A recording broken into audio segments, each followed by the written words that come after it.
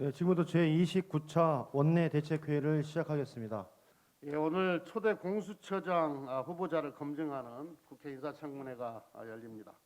김진욱 후보자는 중립적 기관인 대한변협에서 추천한 후보입니다. 변협에서 정치적 중립성과 사건을 종합적으로 판단하는 안목을 갖춘 분이라 추천했고 최종 후보자로 선정되었습니다. 오늘 청문회가 공수처장에 요구되는 자질과 역량을 검증하는 생산적인 청문회가 되기를 바랍니다. 더불어민주당은 공수처 출범과 함께 견제와 균형에 입각한 검찰 개혁을 중단 없이 추진해 나가겠다는 말씀을 드립니다.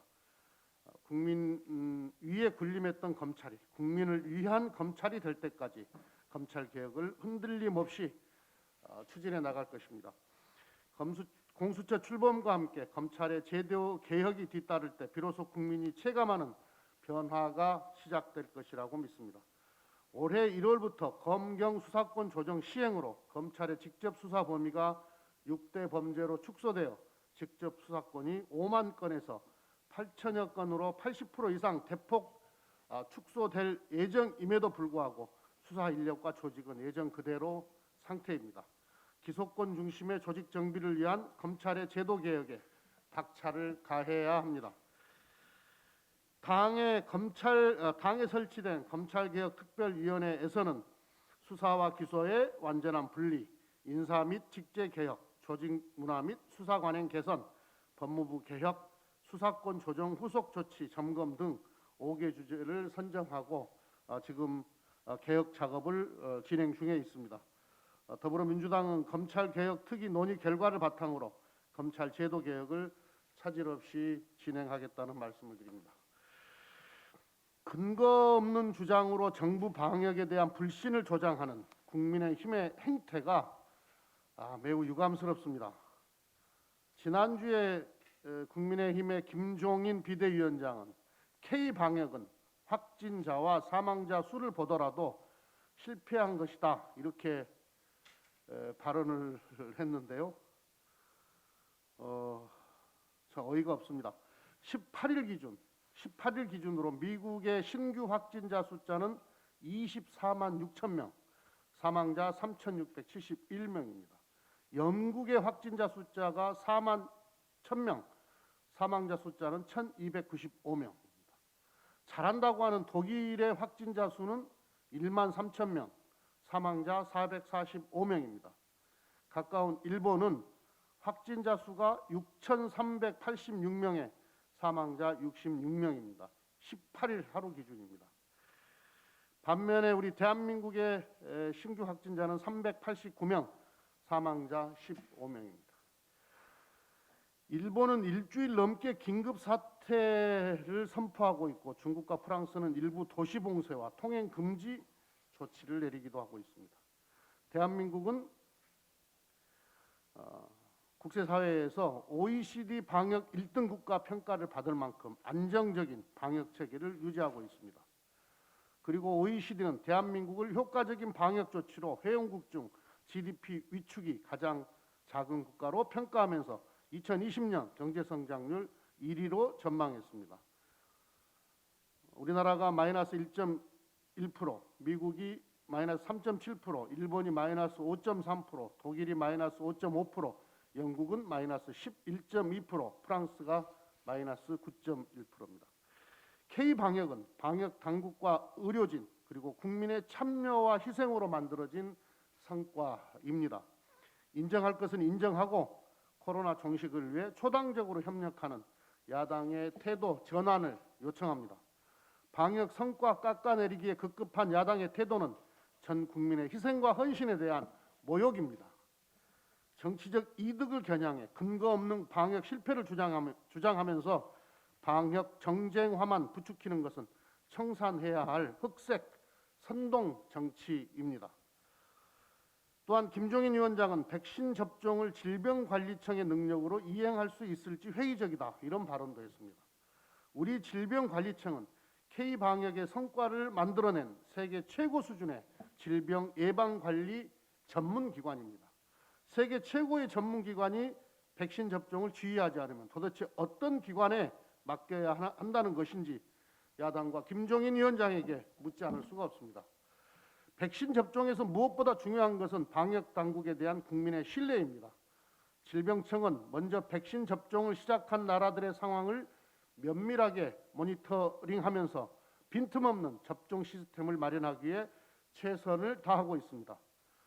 그런데 백신 도입이 늦었다고 정부를 그렇게 공격하던 국민의힘이 이제는 백신 불안을 조장하고 있으니 참담합니다. 비판을 하더라도 한 방향으로 하시기 바랍니다. 이랬다 저랬다 오락가락하는 야당의 태도는 방역의 짐만 될 뿐입니다. 백신 접종과 관리는 질병청에 맡기고 정치권은 민심을 안정시키고 민생을 챙기는데 함께 힘을 모으자는 제안을 드립니다. 일본 외무상이 의회 외교연설에서 독도가 자국 영토라는 거짓 주장을 되풀이했습니다. 외교연설에서 8년째 반복되고 있는 일본 정부의 독도 영유권 주장에 깊은 유감을 표하면서 망언을 규탄합니다. 독도는 역사적, 지리적, 국제법적으로 명백한 대한민국의 영토이며 일본의 독도 발언은 우리의 영토 주권을 명백히 침해하는 행위입니다. 우리 정부는 독도에 대한 어떠한 도발에도 더욱 단호하고 엄중하게 대응할 것을 주문합니다. 스가 일본 총리 또한 어제 시정 방침 연설에서 한국이 한일 갈등의 해법을 내놓아야 한다며 책임을 우리나라에 떠넘겼습니다. 일본의 이런 태도로는 현재 악화된 한일 관계를 풀어나갈 수가 없습니다. 선거를 앞둔 스가 총리가 아베 전 총리의 전철을 밟지 않기를 바랍니다. 일본은 한일 관계 정상화를 위해 한일 관계를 2019년 수출 규제 이전으로 되돌리는 적극적인 신뢰 회복 조치를 선행해야 한다는 점을 분명히 이야기합니다. 문재인 대통령은 어제 신년 기자회견을 통해서 한일 관계 정상화에 대한 외교적 해결 의지를 밝혔습니다. 일본 스가 총리의 전향적인 화답을 기대합니다. 한일 간 물밑 교섭과 교류를 통한 접촉은 있지만 진전은 더딥니다. 복잡해진 한일 관계를 풀기 위해서는 한일 정상회담을 통한 톱다운 해결 방식의 외교적 노력이 있어야 될 것이라고 생각합니다. 미중 갈등을 완화하고 평화와 협력의 새로운 동아시아 질서 구축을 위해 한일 관계 정상화가 중요합니다. 한일 관계 정상화는 양국의 이익에도 부합합니다. 한일 관계가 역사를 직시하면서도 미래 지향적인 협력 관계로 나아갈 수 있도록 수가 총리의 용기 있는 결단을 기대합니다. 어제 대통령의 신년 기자회견이 있었습니다. 대통령께서는 코로나19 상황에도 불구하고 온오프라인 기자회견이라는 방식을 통해 방역과 백신 수급을 비롯해서 검찰 개혁과 양극화 문제 그리고 외교안보 현안에 이르기까지 국민께서 가장 궁금해하시는 국정 현안들에 대해 허심탄회하게 소통하고 설명하셨습니다. 국민 여러분께 위기를 극복하고 통합과 안정을 약속하였던 자리였던 만큼 우리 당도 대통령께서 밝힌 희망의 정치가 실현되도록 노력하겠습니다. 정책위에서는 기자회견에서 언급된 사안들 하나하나 꼼꼼히 챙겨 2021년 한 해 문재인 정부의 국정 운영을 뒷받침하고 민생을 개선하기 위해 만전을 기할 것입니다. 우리 앞에 놓인 많은 입법 과제들을 빠짐없이 완수할 것을 약속드리며 기자회견에서 언급된 사안들 중 몇 가지만 우선적으로 말씀드리겠습니다. 먼저 최근에 있었던 아동학대 사건에 대해 말씀을 드리겠습니다. 지난 임시국회에서 아동학대 범죄 처벌부가 민법의 개정을 통해 아동학대 범죄 사건의 현장 대응력 강화와 자녀에 대한 징계권 규정을 삭제한 데 이어 어제 대통령께서 아동학대의 선제적 감지와 학대 발견 후 즉각 분리, 보호조치 확대 등을 강조하신 만큼 이에 부응하는 보안 입법을 빠른 시일 내에 이룰 수 있도록 노력할 것입니다. 경찰, 아동학대 전담 공무원, 아동보호 전문요원, 아동보호 전문기관 등이 하나의 시스템 속에서 유기적으로 제 역할을 할 수 있도록 정부와 함께 공조해 나가겠습니다. 어제 대통령 말씀 중에 정확한 취지가 잘 절단되지 못한 부분이 있어 간단히 추가 설명드리겠습니다. 이미 청와대에서도 설명을 했습니다만 사전 위탁 보호제라는 다소 생소한 제도가 그것인데요. 입양 전 약 6개월간 예비 입양 아동을 예비 부모 가정에 위탁 보호하여 그 기간 동안 꾸준히 모니터링과 사후 관리, 평가를 통해 입양 아동 보호는 물론 안정적 입양을 돕는 제도였습니다. 현재 한국에서는 양부모의 동의 하에서만 관례적으로 활용되고 있으나 이를 입양 전 필수 절차로 의무화하는 방안을 적극 검토하겠습니다. 또 코로나 불평등에 대해 대통령께서 언급하신 사안에 대해서도 말씀드리겠습니다. 우리 당은 이미 포스트 코로나 불평등 해소 TF를 발족 운영 중에 있습니다. 양극화를 해소하기 위한 아이디어를 각계각층 의견을 수렴하여 구체적으로 마련해 나가겠습니다. 자발성에 방점을 두고 이익공유제를 추진해 나가는 것과 함께 코로나로 인한 불평등 해소를 위한 정부의 적극적인 재정을 비롯한 모든 노력을 확대할 수 있는 방안을 노력하겠습니다. 어제 개정된 국회법에 따라 상시 국회의대가 열린 만큼 일하는 국회의 첫 시작에서 대통령의 신년 기자회견에서 국민께 약속드린 바를 실천하기 위해 최선의 노력을 다할 것을 말씀드립니다. 이달 31일까지 수도권 2.5단계, 비수도권 2단계 사회적 거리두기가 연장됐습니다. 국민 여러분의 방역 동참 노력으로 환자 감소폭이 눈에 띄게 줄어들곤 있지만 거리두기 2단계 기준에는 미달에 안심할 수 있는 사항이 아닙니다. 다만 어제부터 학원, 카페, 노래방, 헬스장에 적용되었던 운영 제한은 일부 완화되어 시행되고 있습니다. 이제 전국의 카페에서도 식당처럼 매장 내 취식이 일부 허용됩니다. 헬스장 등 실내 체육시설도 8제곱미터당 1명을 조건으로 오전 5시부터 오후 9시까지 이용이 가능합니다. 종교 활동도 정규 예배, 미사, 법회 등 수도권의 경우 좌석수의 10% 이내, 비수도권의 경우 좌석수의 20% 이내 인원이 참여 가능하게 되었습니다. 고통받고 있는 자영업자와 소상공인들의 어려움과 오래된 거리두기 지침으로 지쳐있는 국민들의 현실을 고려해서 보완한 것입니다. 우리 당과 정부는 국민과의 소통을 통해 어려움을 덜어드리기 위한 가장 최선의 방안을 찾기 위해 앞으로도 계속 노력하겠습니다. 그렇지만 앞으로 2주가 더욱 중요합니다. 조금 더 참고 노력한다면 코로나 3차 유행을 확실히 잡고 소중한 일상을 다시 되찾을 수 있습니다. 아직 가족, 지인 모임 등 개인 간 접촉에 의한 산발적 감염이 여전하고 요양시설과 의료기관과 관련된 새로운 집단 감염이 확인되고 있습니다. 집 앞 놀이터에서 우리 이웃들의 웃음소리를 듣고 고통의 시간을 보내고 있는 생업시설들이 운영이 가능해지려면 우리 모두 방역의 고삐를 지어 현재 환자 감소세를 더욱 유지하는 것은 물론 유행의 수준을 확실히 낮춰야 할 시기입니다. 백신 접종이 이제 2월부터 시작될 예정인데 백신 접종을 시작한 이후 오히려 코로나19 확진자가 폭증한 해외의 선례를 반면교사로 삼아야 합니다. 백신 접종이 시작되었다고 해서 코로나19 상황이 순식간에 끝나지 않습니다.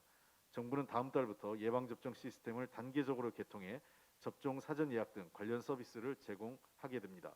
우리 당은 예방접종 시스템의 원활한 개통은 물론 방역당국, 지자체, 의료계와의 긴밀한 협력으로 백신의 안전하고 안정적인 공급을 위한 유통체계를 빈틈없이 구축하고 접종센터 확보 등 제반 사항을 꼼꼼하게 준비해 나가겠습니다. 방심을 경계하고 마지막까지 접종 로드맵 완수에 만전을 기하겠습니다. 이러한 정부의 노력에도 불구하고 백신에 대한 불안과 공포를 조장하는 가짜 뉴스와 음모론이 계속되고 있는 것을 매우 유감스럽게 생각합니다. 이에 대해서는 방역 당국에서 강력하게 대처해 주기 바라고 당도 함께 대처해 나가겠습니다. 우리 당은 정부의 방역 정책에 믿음과 협력으로 함께해 주신 국민들과 함께 코로나 종식을 위해 최선을 다하겠습니다. 내일 1월 20일은 코로나19 국내 첫 확진자가 발생한 정확히 1년이 되는 날입니다. 지난 1년간 많은 어려움이 있었습니다. 하지만 위대한 우리 대한민국 국민들께서는 어려움 속에서 기적을 만들어 주셨습니다. 특히 경제 지표에서는 그 성과가 뚜렷이 나타나고 있습니다. 지난 12월 대한민국의 수출액은 514억 1천만 달러로 19년 12월 대비 12.6% 증가했습니다. 이는 역대 6번째로 많은 액수로 2018년 11월 이후에 25개월 만에 수출액 500억 달러 돌파입니다. 특히 중소기업 수출이 106억 달러를 차지해서 역대 최대치를 기록했습니다. 코로나 관련 상품들의 수출이 급증하며 의약품, 기타 정밀화학 제품이 새롭게 상위 10대 품목에 진입했고 한류의 세계적 확산과 함께 화장품 수출이 크게 증가하였습니다. 업종별로 보면은 먼저 반도체입니다. 2020년 반도체 수출은 992억 달러로 2019년 대비 5.6% 증가해 총 수출 성장 기여도의 1%포인트를 기록했습니다. 플러스. 올해 세계 반도체 시장은 8 내지 10% 성장할 것으로 예상되는 만큼 역대 두 번째로 1천억 달러 이상의 실적이 기대됩니다. 다음은 조선업입니다. 2020년 대한민국은 전 세계 발주 물량의 42.6%를 수주해서 세계 1위를 기록했습니다. 지난 12월에는 모든 대형 LNG 운반선과 초대형 유조선을 우리나라가 수주했고 대형 컨테이너선도 16척 중에 10척을 수주해서 고부가가치 선종에서 높은 비교 우위를 보였습니다.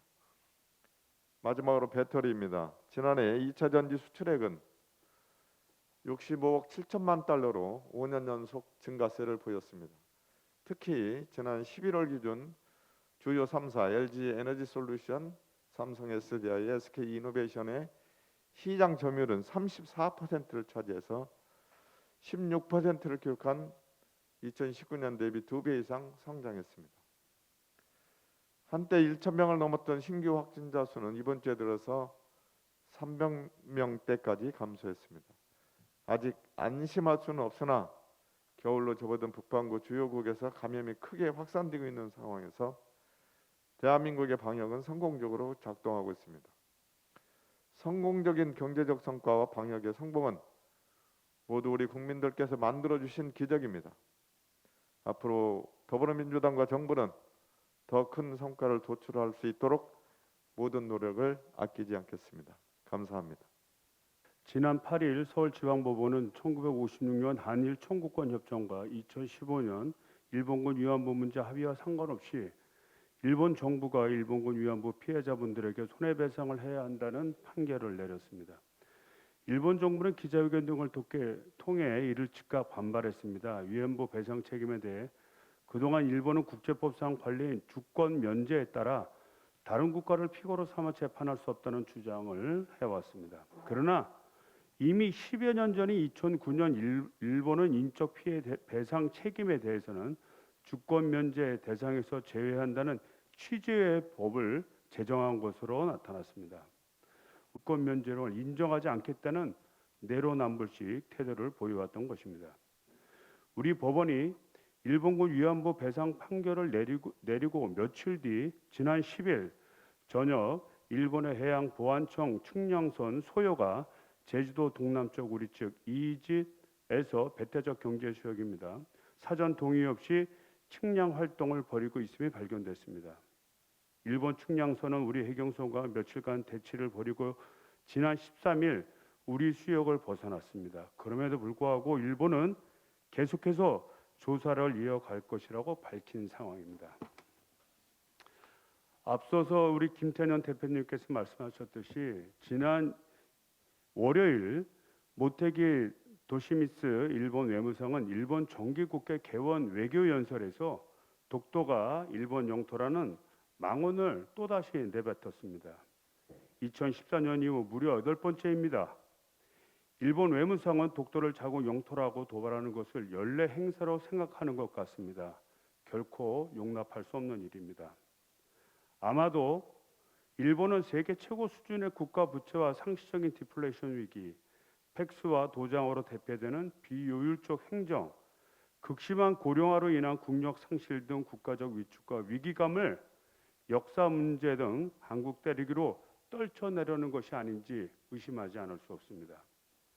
그럼에도 불구하고 문재인 대통령은 어제 신년연설을 통해 사안별로 과거사를 분리해 해법을 찾을 필요가 있다고 밝혔습니다. 과거사 문제가 있지만 이웃 국가로서 한일 간에 계속해서 갈등을 빚고 갈 수 없다고 판단했기 때문입니다. 일본의 전향적 자세를 촉구하며 한일이 어려움 속에서도 상호 발전적인 관계를 만들어 세계 발전에 이바지할 수 있도록 노력할 것을 기대합니다. 감사합니다. 미국 제46대 대통령 조 바이든 대통령의 시대가 내일부터 열립니다. 바이든 정부의 출범으로 하노이 북미 정상회담 이후 교착 상태에 머물러 있는 한반도 비핵화 협상의 소중한 변화의 계기가 마련되길 기대합니다. 분단 국가에서 하루하루 일상을 영위하는 우리는 하루라도 빠른 한반도 평화 정착을 간절히 바랍니다. 그것이 피로 맺어진 동맹국의 오랜 바람이자 숙제이기도 합니다. 동맹의 숙제를 해결하기 위해선 지난 교훈을 되돌아보는 것이 중요합니다. 어쩌면 그 교훈은 매우 쉽습니다. 하노이 북미 정상회담이 되풀이되면 안 된다는 것입니다. 이와 반대로 합리적 조정과 타협을 통해 한반도 비핵화와 북미 관계 정상화를 약속한 싱가포르 선언에서 출발하면 됩니다. 바이든 신임 대통령은 외교뿐만 아니라 한반도 문제에 대한 이해도가 매우 깊습니다. 더욱이 동맹 우선 외교를 통한 문제 해결이란 바이든 정부의 철학은 문재인 정부와도 매우 일치합니다. 바이든 정부가 하노이가 아니라 싱가포르에서 출발한다면 훗날 역사가 기억할 위대한 결과물을 반드시 만들어낼 수 있을 것이라 믿습니다. 아울러 바이든 정부 출범으로 한미 동맹이 더욱 단단해지길 기대합니다. 서로에게 도움이 되고 도움을 줄 수 있는 한미 동맹이야말로 한반도 평화 정착의 굳건한 토대가 될 것입니다. 이상입니다.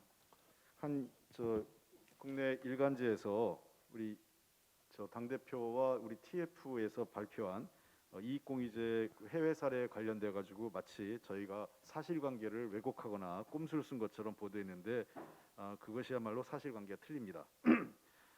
저희가 이 협력 이익 공유제와 관련돼서 당연히 이것은 그 어떤 새로운 사업을 함께 기업들이 할 때 발생한 수익을 공유하는 건데 그 과정에는 기업들이 새로운 투자를 통해서 이익을 만들 때에는 당연히 위험이 따를 수도 있는 것입니다. 이미 그러한 사례를 몇몇 대기업들이 국내외에서도 하고 있는 것이고요. 그래서 이것을 굳이 위험을 뺐다고 해서 마치 저희가 이 사실을 왜곡한 것처럼 기사 보도한 것은 매우 유감입니다. 아시는 것처럼 롤스로이스라든지 보잉의 사례는 바로 이러한 새로운 R&D 투자를 통해서 이익을 내는 것이고 이 R&D 투자야말로 협력 이익 사업에 특히 4차 혁명 시대에서 가장 중요한 협력 이익 모델이 될 수 있다고 저희들은 보고 있습니다. 앞으로 좀 좋은 발전적 제안을 해주시면 좋겠고요. 마치 비판을 위한 억지로라도 흠집내기 위한 이런 식의 기사에 대해서는 상당히 유감스럽다 말씀드리겠습니다.